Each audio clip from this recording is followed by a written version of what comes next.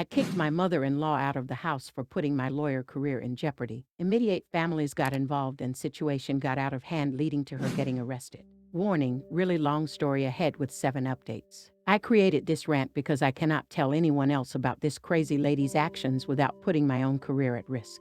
You guys, I need to vent. I am still shaking with anger as this only happened a few hours ago. My mother-in-law is from a small town in the American South, and she has all those gossipy small town tendencies. It has never been a problem for me and my husband because we live in major city across the country from her. Aside from her usurping dinner conversations during visits to catch us up on the scandalous comings and goings of people in her congregation, we didn't really have to deal with this side of her too much, until today. I am a family law attorney with a boutique firm. My specialty is divorce. I'll admit, on a day-to-day basis my drama llama is clinically obese with all the feed I get from work. But when I have some downtime I still lurk this subreddit because I just love the theatrics on here. Sure, divorces are entertaining sometimes, but the stuff on here gives Shonda Rhimes a run for her money in terms of shocking behavior. My mother-in-law loves that I am a divorce attorney. She is always pumping me for stories from work so that she can gossip with her congregation, and rarely I do throw her a bone, never with specifics, all within my ethical boundaries. For example, I'll tell her, my client has 5 kids but only wants custody of 3.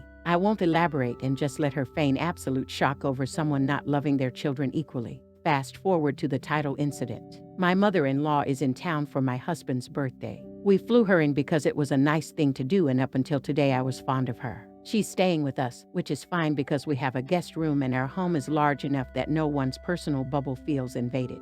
As most mother-in-laws do, she is always insistent on cleaning my home. She's never snooped before, so it doesn't bother me, but I do very firmly tell her that we have a housekeeper and to just enjoy her vacation. Today I worked from home as I often do when I have no meetings. I was in my home office slaving away on one of my more contentious cases, and I took a break to shower and get ready to take my mother-in-law out to lunch. Husband was at work, so it was just us 2 gals until quitting time. I figured we would grab some overpriced salads and do some window shopping. What could go wrong? Immediately after the iced teas were served, mother-in-law says, "So whatever happened to Mr. and Mrs. Embryos? Did she get custody or were they destroyed?"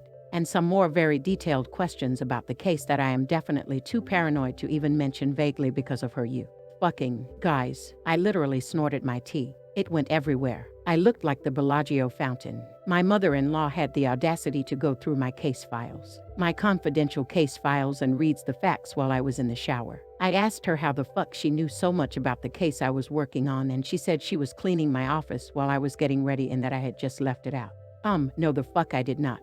They make you take an entire class in law school about doing shit like this. I would never. It's been ingrained in me since my 1 leader year that attorney-client privilege is paramount. And if pigs flew and I did leave it out, this case is a monster. To garner that much information about the divorce would require her to turn several pages. So me leaving it out is no excuse, as she would have had to sit her dumb ass down and read through it. It's not like all the facts could have fit on one sheet of paper that just so happened to be lying on my desk.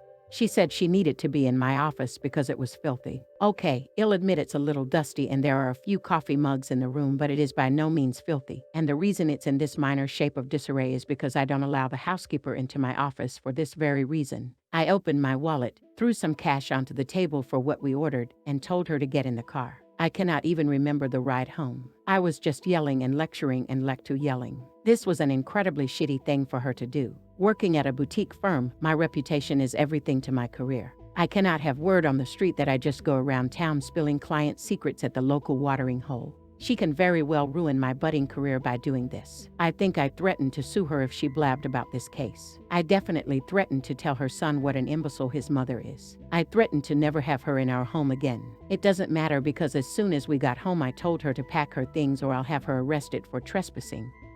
And then I called her an Uber and listed the address on my app as the airport. I didn't even pay for her plane ticket. I don't know what's going to happen actually. I do know that she's at the airport right now because that's where the app dropped her off. My husband won't know about any of this until 5:01 p.m. because he works on a secure job site. And there's no phone calls or texting. I have steam coming out of my ears. I do feel guilty because she might be stranded at the airport without my financial help. But what she did was so out of line that I think a few hours of a timeout would do my pettiness some good before I finally call the American Airlines terminal and get her a one-way ticket back to Gossipville, USA. As I said, I love drama too, but not enough to put anyone's livelihood at risk. It was such an intrusion that I am at a loss for words. Am I mad at myself? Am I mad at my client? This is the first JUSTNO thing that she's ever done, and I'm glad I demonstrated that this behavior is not to be tolerated. But part of me kind of thinks she's just too stupid to realize how bad her actions were. I'm going to wait until my husband comes home before I try to contact her. I'm still too much in a state of WTF to deal with her right now. Update 1.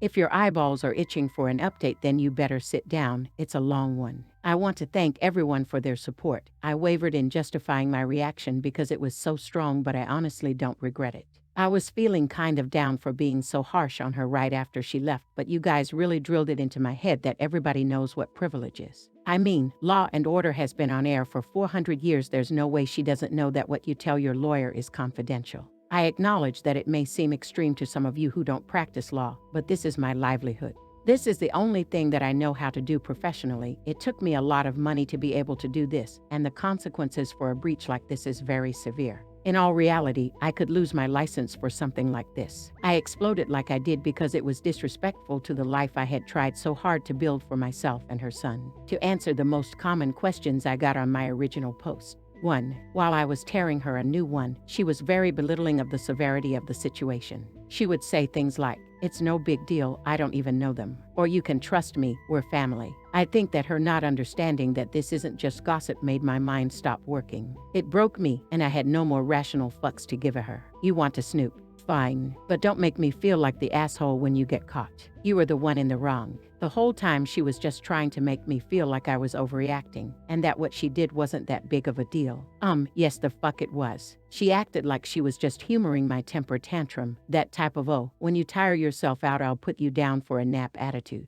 I'm not a toddler mother-in-law, but that mentality would explain why it was so easy to get her into that Uber. She probably thought she would be able to return in a few hours after I had calmed down. 2. My home office has a 6-digit numerical code lock.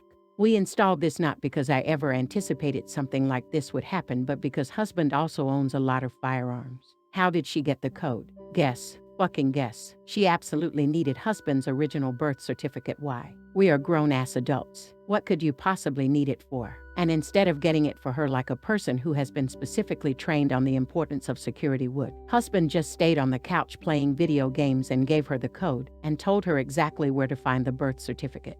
All my fucking whats. All your whats. Everybody's whats. Don't worry, he understands his colossal mistake now. Yes, we can trust her with guns. No, we can't trust her with anything else. 3. Thank you for all of your concerns about my job. Some comments were very sweet, and I can't believe you guys care so much about me. I'm just a screen name to you. However, it's not necessary to make suggestions on how I handle the consequences this situation will bear on my career. I know exactly how to deal with the situation professionally. I just didn't know how to do it personally. Okay, now on to what happened. I decided not to shoot husband a warning text as some of you suggested because I wanted to make her tie her own noose. I wanted her to tell him such a vivid story so rich with fake details that it would be impossible for her to backtrack when I disprove her version of the events. I even wrote out a bunch of pointed questions that husband can ask her in order to corner her into telling the truth, not unlike questions you would use in a deposition. I don't know why I was preparing a litigation strategy. I guess I was swinging the pendulum too much to the other side because of how emotional my reaction was earlier. I wanted to be extra rational now.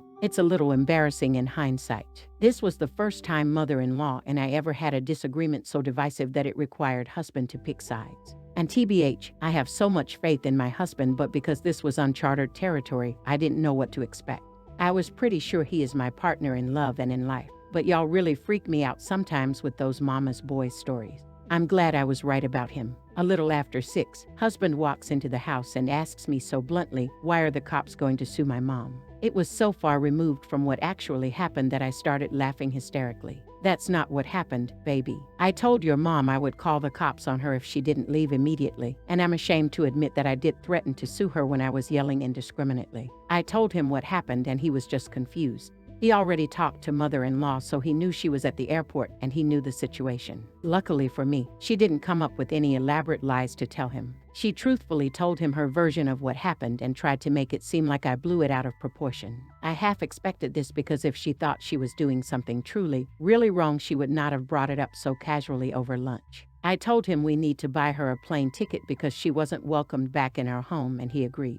He didn't try to justify her actions, and he understood so clearly how bad this could have been for me and for us since we just closed on our home 2 months ago, so going down to one income would have been a financial disaster. We are both kind of sad that the trip ended this way, but it's not something mother-in-law and I can just heart to heart right now. I need time. I need space. I need wine. Bonus, she was having a pity party at the airport for almost 9 hours because she forgot her wallet at our place. She wanted husband to drive it to her because how else would she board a flight home without ID? And of course she couldn't call me because I'm so scary when I yell. So please, please husband, you have to find her wallet and bring it to her. It was on the neatly made bed. I mean, come on. At least toss it behind a nightstand or something so your story would be more believable. She probably just wanted to see husband without me and convince him I've lost my marbles being so upset like that with her. Joke's on her, I made him buy her a non-refundable plane ticket online before he left the house. Bye, bitch.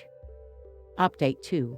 Welcome all. This is my last and final update. Also, I will probably delete my previous post soon for obvious reasons. I took a personal day today to deal with the fallout of her idiocy and have just enough time during my lunch to sneak you guys a snack. You guys, we won, well kind of. Me, you, and everyone here on Just an OMIL. All victory is shared as it was a collective effort. I got a groveling apology this morning from mother-in-law. I listened to her, I mean truly listened to her, and you know what? It was a weird fucking apology. I said a bunch of neutral ahas and yups, but I didn't really accept the apology yet because why should I? You can be as sorry as you want for something you did, but it's the other person's prerogative to forgive you. Saying sorry isn't a carte blanche to be a dick, mother-in-law. I think I need more time. Husband knows I'm not a quick forgive. Okay, so when we left off, husband was driving her forgotten wallet to the airport. Here's where some background is helpful. You guys, my husband is a monk. He has the temperament of an iceberg. I'm the one with a fiery disposition. What can I say? Opposites do attract. It takes a lot to set him off, and it's usually only when there is a direct threat to me or his beloved best friend, our dog. Well, hours go by and he's still at the airport. I knew this was going to happen because the plane ticket we bought mother-in-law wasn't until very early the next morning, and she probably wanted to spend more time with her son or rewrite history or alienate more people's trust. I don't really know. But I do know what when husband came home from the airport, I knew that shit went down. He came into the house like a hurricane. Doors were slammed, keys were thrown. He even felt compelled to kick a dog toy. Apparently his hours-long conversation with his mother was frustrating but productive.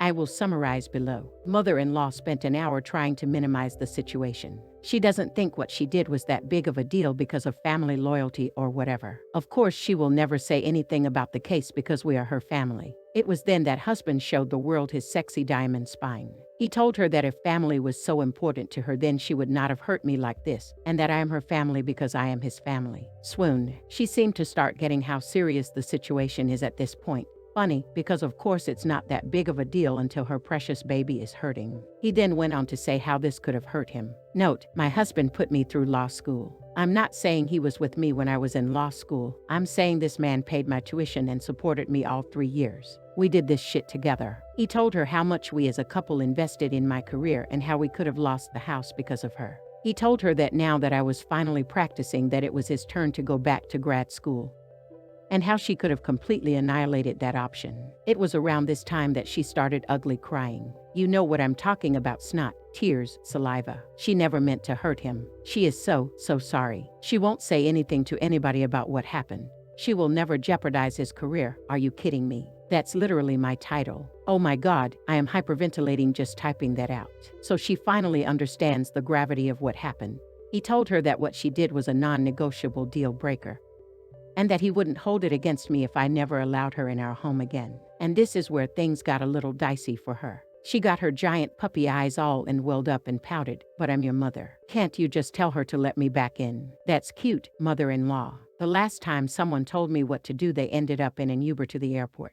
Let's see how your son's luck will run with that request. Husband knows this little quirk about me, and he got frustrated because it's like his mother-in-law is not hearing what he was saying. He was trying to explain to her that this was between me and her. She breached my trust, and these are my consequences. Husband and I are equals. He is not my boss. She can't. Can I speak to your supervisor her way out of this? She was still not getting it by the time she had to board, so he just came home and made a bunch of loud noises because it's hard on him to have two very important people in his life go toe-to-toe. He told me it felt like she was deliberately playing dumb to not face the music. Anyways, long story short is that she called to beg my forgiveness this morning, but the apology was filled with, "I would never do anything to hurt my baby. I'm so sorry for all the pain this caused him. I was wrong," etc., etc. I mean, am I wrong to hold out for an apology to me? I don't want to dwell on this, but it seems like she doesn't really give a fuck about how this could have affected me. Only when it was explained to her how it could have hurt her son did she feel even an iota of remorse. The end. Edit. I almost forgot about the worst part. Okay, so you know how she forgot her wallet. Well, if you've been following closely, we didn't finish lunch and mother-in-law decided to pull a poorly executed power move by leaving her wallet behind. So of course she must have been hungry waiting at the airport all that time. Did she have to beg for money? Did she have to depend on the kindness of strangers? Of course not. This is just an OMIL. She used Apple Pay. From a phone we pay for, linked to an account we also pay for. Husband had to explain to her that if I lose my job we won't be a dual income household anymore and we will have to trim the fat. So buy QVC and random church rummage sales. We would have cut your allowance, lady. This got her attention and I firmly believe it's what got her to even muster an apology to me, as insincere as it was. Update 3. Edit. Holy. I was so ready for all this to be over that I didn't realize how blind she's made me. Of course, it doesn't matter what she thinks is true or not. She still went into my locked office and opened a file that was put away. How is any of that okay no matter what the explanation is? I tell you, dumb is contagious sometimes. If you find yourself exposed to dumb, have shortness of breath, or blurred vision, please contact your local emergency room for a mother-in-law amputation. Nope, screw her, I'm still mad. Also, not that I owe anyone an explanation for what I do with my own damn money. But mother-in-law gets an allowance from us because she makes just enough to cover her mortgage and her bills. A few hundred a month for us is not a lot. But to her it's the difference between eating fresh, healthy foods or processed crap. One missed paycheck can equal disaster for her. That's how tight her budget is. We pay for some day-to-day stuff because, to be frank, I don't want her living with me. Sex in the kitchen is fun. Sue me. Lol, don't. I'm very busy at work already. Okay, so I know that I said my last update was going to be my last update, but I needed an outside perspective on this situation. I don't even know how to process what mother-in-law said to me. It broke my brain. Some of you might remember that I'm the attorney daughter-in-law who unceremoniously threw her mother-in-law out of the house for being nosy. Well, I obviously have not spoken to her since the purge. However, with Thanksgiving being next month, she had a reason to contact us. She sent a few text messages here and there and was met with noncommittal "we'll sees" from the both of us. I guess the lack of concrete plans made her bite the bullet and call me. So some background here is necessary. Husband's parents are divorced. Christmas is always with my family since neither side of his family has any children and my side has like a million. Christmas is more fucking magical with children because they believe in Santa. I don't think that's a statement you can find fault with. Anyways, so to compromise we spend even-numbered years at father-in-law's house for Thanksgiving and odd-numbered years at mother-in-law's house. As you can probably guess, I am not keen on going to see her this year. So back to the phone call, she calls me and just outright asks if we are coming to Southern State this year. I wasn't sure about going before, but her audacity made me snap. I said, hell no. In fact, I'm still mad at you. I sure as fuck haven't forgiven you. And you never apologized to me even though I'm the one you have wronged. She knew we weren't going to go, otherwise why would she ask? It's an odd-numbered year. This is one of her years. She was either trying to mend things with me in time for the holidays or she was trying to bait me. Either way, it kind of worked. This is where she drops this idiot bomb on me. She's sorry. But she doesn't understand why I'm so mad because it's not like she could have said anything anyway. After all, by law you're supposed to keep your family's secrets or you can go to jail. I will admit, this is where I short-circuited. I should have asked more inquisitive questions, and I should have investigated further, but it was really hard for me to respond because, as I said, my brain broke. From what clues I was able to gather during her ramblings, she has confused spousal privilege with familial privilege. Alert. This is not a thing, so please don't say you learned it from me. So she thinks that because spouses cannot be compelled to testify against one another that this means families can't tell on each other. Okay, I want to make one thing very clear here. I did not marry into the mafia, so at this point you should be laughing so hard that you're peeing in your pants. Why would the family need that much protection, mother-in-law? Why? Second, how does this mean you can snoop at my files? No one in the family is on trial. Spousal privilege only comes into play when there's a criminal or civil suit occurring. It's not dormant right. I just can't. Third, yes, spouses cannot be compelled to testify against each other, but they can absolutely waive that privilege, not that she cares. but I just wanted to announce that fact as a PSA so that no one will ever get this so wrong again. I'm still not going to eat turkey at her house and make nice because the situation is just too recent for me to be genuinely cordial to her yet. But you guys, I'm inclined to begin to forgive her. Her explanation of why she thought it was okay to read my files is just dumb enough that I can understand it is a mistake of ignorance, but it's honestly too smart for her to make up out of thin air. She's not complex enough of a thinker to backtrack and make up an explanation like this. She really isn't. This is where I need your help. I am clouded by my legal education. Of course, I think this is beyond stupid, and the fact that anyone can even fathom the concept of familial privilege makes me want to stick a Phillips head screwdriver into my ear and swirl. But not everyone went to law school. Can someone reasonably have made this mistake? I don't want to be mad at her forever. It honestly takes too much energy to be mad at someone you love. Bonus, we sent her a credit card instead of depositing cash into her account every month. It was a small and petty thing, but knowing that we can see her purchases really cut down the splurge of spending. It's really only groceries and gas now. I did this under the guise of, oh, we'd really like the airline miles. But really it was a, I'm super duper mad at you, but I already kicked you out of my house, so really, what else can I do? Maneuver. Update 4. This is the saga of how she and I came to be NC. It is very long with a lot of moving parts, so I will likely have to break this story into several posts. Mother-in-law has a younger sister, my aunt-in-law, who in turn has a daughter, my cousin-in-law. Aunt-in-law is a nice lady, but our relationship consists of very polite conversation every other Thanksgiving, so I don't consider us very close. Aunt-in-law and mother-in-law live in southern state. Husband and I live in much larger, more urban coastal state. Cousin-in-law currently attends college in our city. She is a very bright young woman, and I've grown to be very fond of her. Since we are the only family cousin-in-law has in the area, we get the pleasure of hosting her for long weekends during holidays like MLK, when a 3-day weekend is nice, but would not warrant a trip all the way home for a college student. It's great. She gets to come to do laundry, and I have someone to talk to about my guilty pleasure, celebrity gossip. We feed her, she walks the dog for us. Sometimes I treat her to a mani-pedi, and then we send her back with clean clothes and some leftovers. Aunt-in-law has expressed how grateful she is that we open our home to her kid. It's no problem at all, aunt-in-law. It truly is our pleasure, as your kid is awesome. Well, about 2 months ago, cousin-in-law was struck by a drunk driver as she was driving home from class. It was bad. The car looked like a crumpled piece of paper. When I went to the tow yard to get insurance figured out, and I saw how her vehicle looked, I felt like the wind was knocked out of me. We were very lucky. She only suffered from a broken leg and fractured wrist, but it could have been so much worse, and I honestly cannot even talk about the accident without devolving into pure, unadulterated rage. Naturally, aunt-in-law was in a frenzy and needed to see her daughter ASAP. Now, this part is unconfirmed, but the story is that aunt-in-law was so emotional about the whole ordeal she asked mother-in-law to come along for support. I think the more obvious reality is that mother-in-law invited herself along, and aunt-in-law didn't have the capacity to say no to her because, hello, her child is injured. Mother-in-law, I'm on to you. All those times I thought I was being paranoid.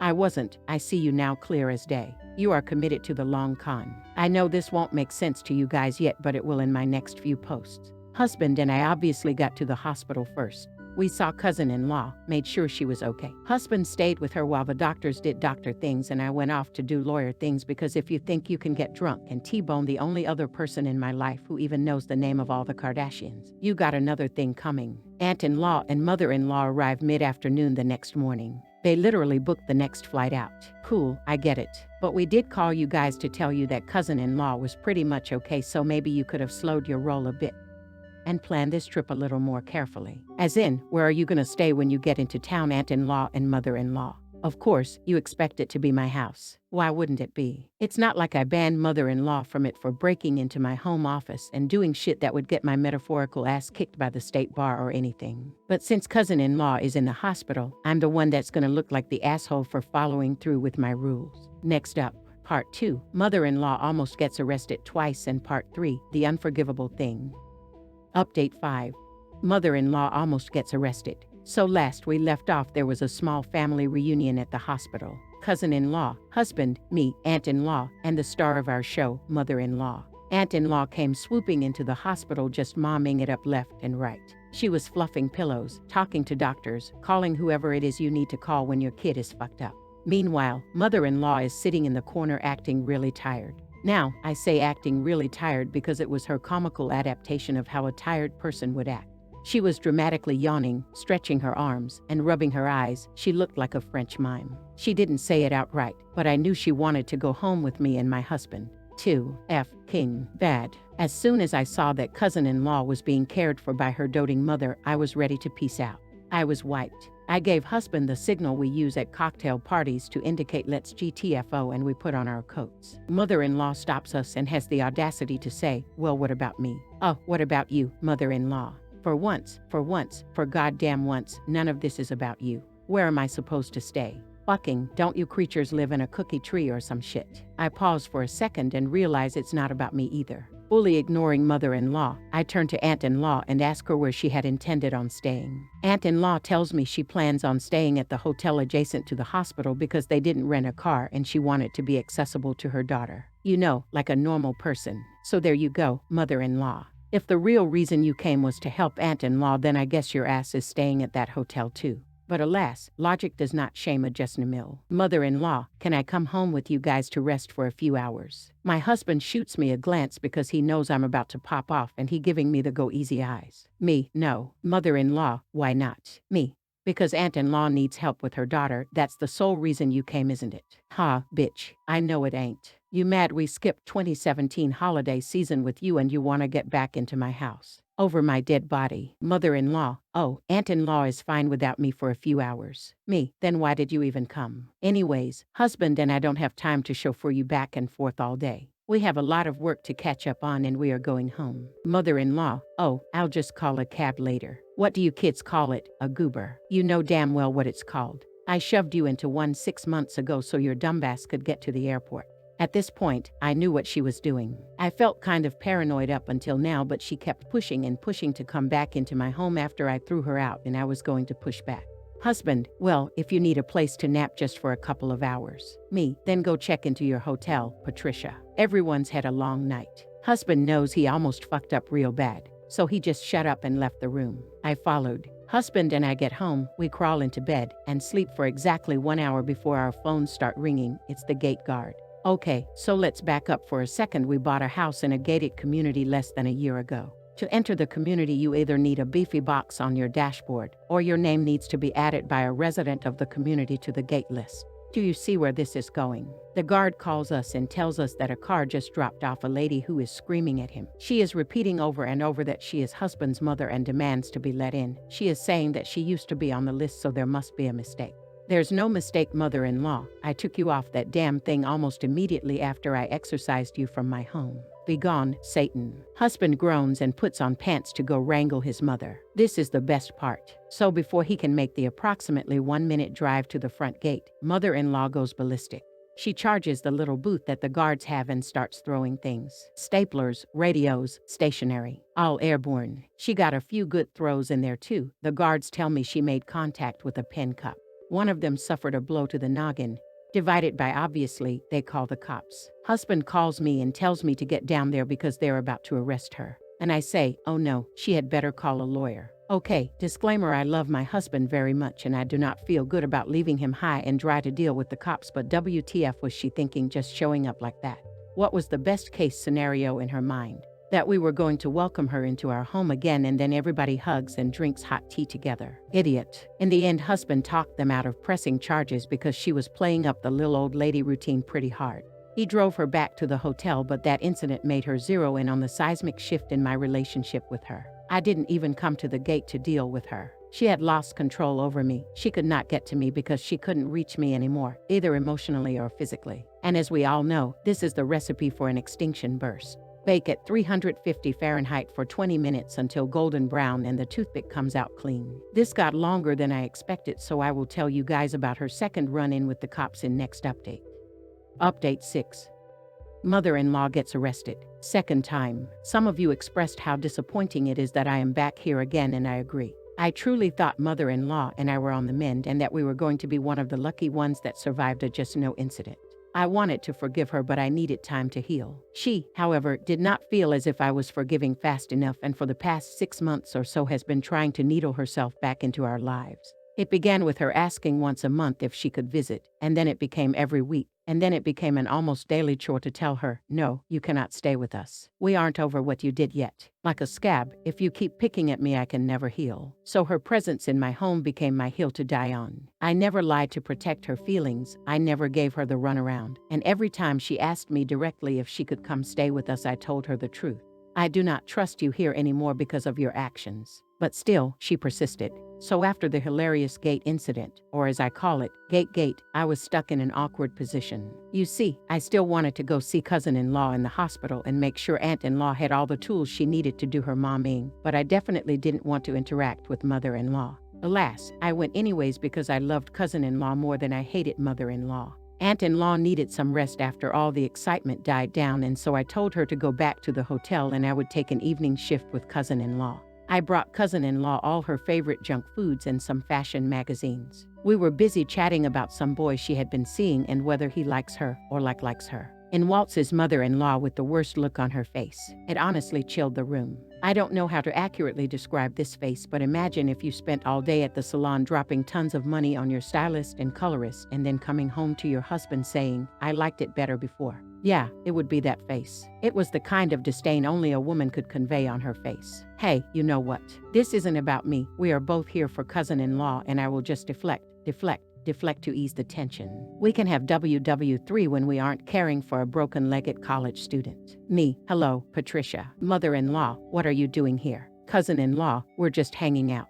What are you doing here? Mother-in-law, where's mom? Mother-in-law, aunt-in-law took a goober to Target. She packed so quickly that she forgot a few things. Cousin-in-law, oh, I'm gonna call her. Maybe she can pick up some personal item and some favorite snack for me. Cousin-in-law gets distracted calling her mom, so mother-in-law's full attention is on me now. Mother-in-law, I don't know what I did to make you treat me like this. Me, seriously, because it happened not that long ago. You broke into my office and compromised my client's privacy. That's what you did. Do you really not remember? I'm actually incredulous. Mother-in-law, are you still mad about that? I said sorry. Me, yeah, it's kind of a big deal, Patricia. And you can say sorry until you're blue in the face. I am not forgetting that it happened. You could have really messed things up for me and husband. Mother-in-law, well, you can't keep me out of your life forever. I'm husband's mother. I have a right to be in his house. Me, he only owns half of that house, Patricia. Which half do you want access to, the left half or the right half? Mother-in-law, I would never speak to my mother-in-law that way. Me, you don't have a mother-in-law. So, like, the top half or the bottom half. We could quarter the home and you could just stay in 2 quadrants at a time or. Cousin-in-law gets off the phone with her mom. Click. Mother-in-law, cousin-in-law, I came to bring you dinner. She hands over a bag of McDonald's. Cousin-in-law, oh, no thanks. I'm kind of full from the stuff mother-in-law's brought. You can just leave it there. I'll have some later. Mother-in-law, well, I can't do anything, right, can I? Mother-in-law gets to do everything and I can't do anything. Cousin-in-law gets the most bewildered look on her face. Mother-in-law, go ahead and ruin your body with that junk. She points to the pile of snacks I brought. I am a mother. I know you need real food to get better. Mother-in-law is not even a mother. She will never be a mother. She could ain't do what I did. Whoa, okay, this thing just turned into another thing. At this point, cousin-in-law is tearing up a bit. I mean, she's being yelled at for not eating McDonald's and she's scared. I feel bad because I know that mother-in-law's anger is directed towards me, and so I get up to leave because I didn't want cousin-in-law to have to bear my burden. I'm gathering my things and, splash. Mother-in-law tossed a big gulp-sized cup full of McDonald's Coke at me. Okay, first the fuck of all, this purse is Evescent. Lawrence, so you're basically dead to me for getting the leather wet. And second of all, you were being so loud a second ago that a nurse poked her head in, saw you assault me with your refreshing beverage, and called security. Cousin-in-law yells at mother-in-law to stop. Security comes in and cousin-in-law begs them to make her leave. I'm already on my way out because I need to mourn the collateral of war that is my expensive-ass handbag. And then it happens. She lunges at me, not to hit me, but to get closer, to point in my face and yell some more. However, that is not how security interpreted the situation, and they arm-barred her so hard she fell on her ass. H-A-H-A-H-O. She gets told that if she does not leave immediately, they are calling the police. True to her new mo. She grabs one of those mauve pink plastic cup that was on cousin-in-law's bed table thing and throws in at one of the security guys, and then books it out of the hospital before they could arrest her. I honestly didn't think she was in any shape to run. But hey, I've been wrong before. It was impressively fast. Up next, the unforgivable thing that led to NC. Update 7. Mother-in-law does the unforgivable thing. Edit, no sass, I am so touched by everyone who partook in the I am not a real woman because movement in the comments. It was such an amazing show of solidarity to me and those who struggle with infertility. I read every single comment. I had never thought of myself as not a real woman. Even when we got the news from my doctor, I just thought of it like a scar or a hair color. It was just a characteristic of my body, and I couldn't change it, so I wasn't ashamed of it. When mother-in-law said the unforgivable thing to me, it was the first time since the diagnosis that I felt so small. Like someone was informing me for the first time that this, in fact, was something to be very embarrassed over and I should lament for the rest of my life over the injustice. Well, I don't, and I quote him not. I have thousands of friends on the internet, mother-in-law, and they make me feel 10 feet tall. I don't fit into your little boxy definition of what a woman is, and that's okay because your approval would destroy me. You guys crack me up. Okay, in order of the most asked, I will answer the following. I had my bag cut, re-dyed, and resewn. The YSL survived, but it will never, ever be the same. Cousin-in-law is doing fine. She is set to make a full physical recovery, although I think she is still very frightened to drive by herself. I know it gives her anxiety to do simple things like run to the store. Poor girl. Last we left off, I was driving my sticky self back home to husband. I got home, explained what happened, and then I went into my closet, plucked my purses off their shelves one by one until I found the right one, dug into the unlined pocket, lit up one of my emergency cigarettes and had a long, deep drag. I was so angry and so humiliated. Mother-in-law splashed a drink in my face. Like, did I get my own show on the E! Network? If so, when's the check coming? I got bags to replace. Husband comes in and holds me for a bit. We talk. I am still trying to understand why she is acting like this. It's very, very aggressive compared to her past behavior. She's usually just extremely annoying. The physical escalation has me very worried. I start to think maybe it is a brain tumor. I will later learn that her only diagnosis is that she is an asshat. Husband calls his mom and sets up a meeting. She tries to tell her side of the story, but it's honestly so absurd that nothing makes sense, and he ends up being even more confused after she tries to explain to him what happened. We absolutely cannot go on like this. As luck would have it, aunt-in-law, who is now furious at mother-in-law for yelling at her infirm daughter, has kicked her out of the hotel room they shared, and now mother-in-law has booked a flight back to Southern State because she has nowhere to stay. The flight leaves tomorrow evening, so we plan to have lunch before we drop her off at the airport. Before I get to lunch, I want to share something with you guys. Husband and I have been childless. Not necessarily child-free, but we like to travel, go to bars until late at night, and do exclusively adult things. It was a lifestyle that worked for us for a long time, but in the last year or so I've been kind of thinking that maybe I didn't need 2 guest rooms and that one of them would make a nice nursery, you know. We weren't trying, but we weren't not trying either. If it happens, it happens. Well, nothing happened. Nothing happened for a long time. I got insecure and suspicious. Long story short, doctor says it's me. It's fine, don't do the sympathy thing. It makes me feel like I should be sadder than I am, and I'm not sad.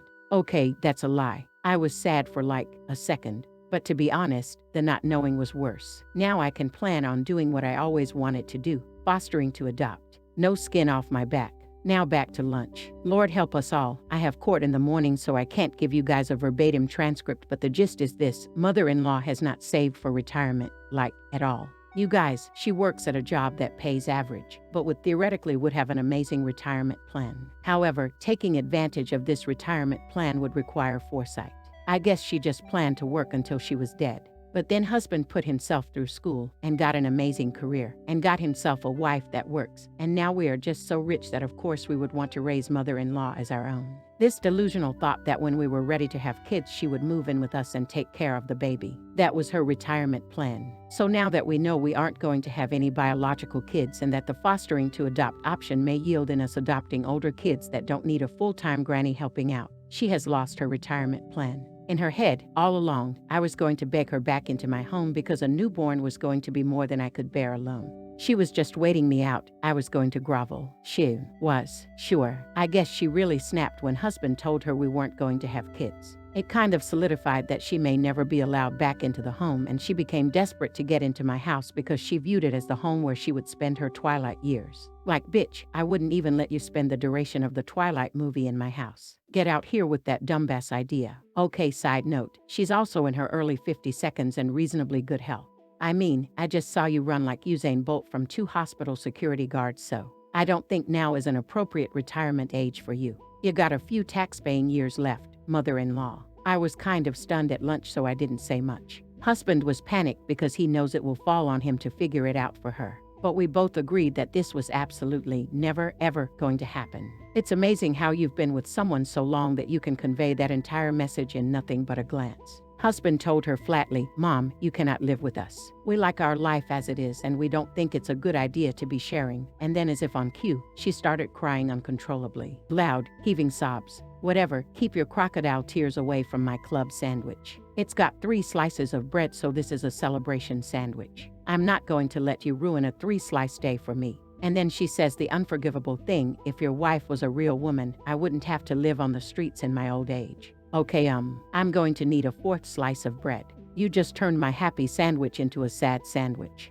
Ooh, ouch. I'm a real woman. Fuck you. That statement really hurt my feelings for some reason. Usually, when she talks, I just let the words roll right past me, but this was an act of war. Mother-in-law, you can't just violate the Geneva Convention like that and expect no retaliation. Shrug. I kept eating my tiny triangles. I was going to take a beat to address the horrific thing she just said to me. I don't respond to attacks until I know that I can articulately stand up for myself, but the shock left me a little weak.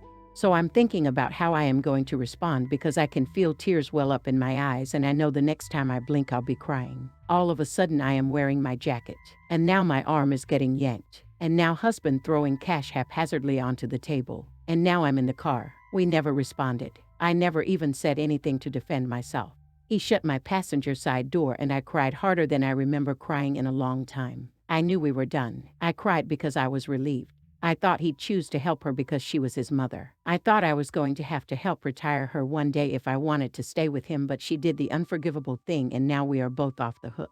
Yeah, how she got to the airport tbh. Probably took a goober. I never thought about that before I started typing this story out.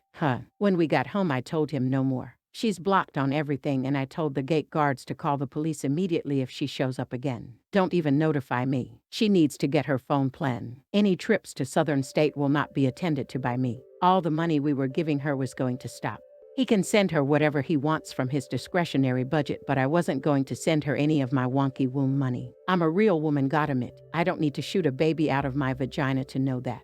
You can suck my dick, Patricia. No contact. Full stop. I don't have any more updates for you guys. That was months ago and her name isn't even whispered in my house. My husband doesn't talk about her. I don't think about her unless I am feeding llamas. And all we are concentrating on is getting approved to be foster parents. I hope my kid marries an attorney when he grows up so I can relive this saga step by step from the other perspective.